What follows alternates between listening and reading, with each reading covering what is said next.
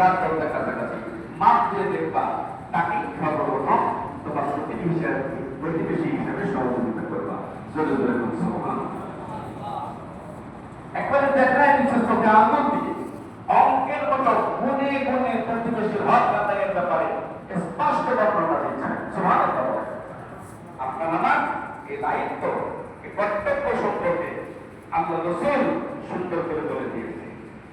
অতএব এ থেকে বোঝা গেল যে আমরা যদি আমার বাড়ি থেকে একটু তরকারি দিই, একটু সহযোগিতা করি, একটু ফল কেটে বাচ্চাগুলো খাচ্ছে, পাশের বাড়িতে একটা ফল কেটে দিলাম, পাশের বাড়িতে একটু মিষ্টি দিয়ে আসলাম, আমার ছেলে ভালো রেজাল্ট করেছে, কোনো কারণে আমার সন্তান সুন্দর ফলাফল অর্জন করেছে, কোনো কারণে আমার বাড়িতে একটা ভালো খাবার পাঠাইছি, কার বাড়িতে পৌঁছাবো?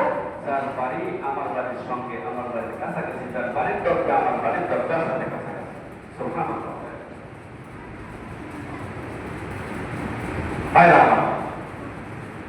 বিশেষ করে মহিলাদেরকে বলা হয়েছে যখন মহিলারা তরকারি পাকাবে বাড়িতে তখন কি করবে?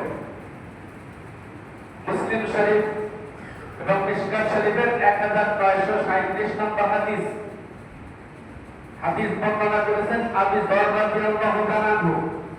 আর আবু যর রাদিয়াল্লাহু তাআলা আনহু قال আবু যর রাদিয়াল্লাহু তাআলা আনহু হতে বর্ণিত, তিনি বলেন قال رسول الله صلى الله عليه وسلم আবু যর রাদিয়াল্লাহু তাআলা আনহু কে আল্লাহর নবী বললেন, ইয়া আবু যর, হে আবু যর। আবু যরকে লক্ষ্য করে বলেন, আবু যর একজন সাহাবী, লক্ষ্য করে বললেন, হে আবু যর, ইদা তাফাক্তা মারাকাতুন, যখন তুমি তোমার বাড়িতে তরকারি পাকাবা, যখন তোমার বাড়িতে তুমি তরকারি পাকাইবা, বা আখিরুহুমা বা আখিরু মাআহা, তুমি তোমার তরকারির মধ্যে একটু বেশি করে পানি দিও।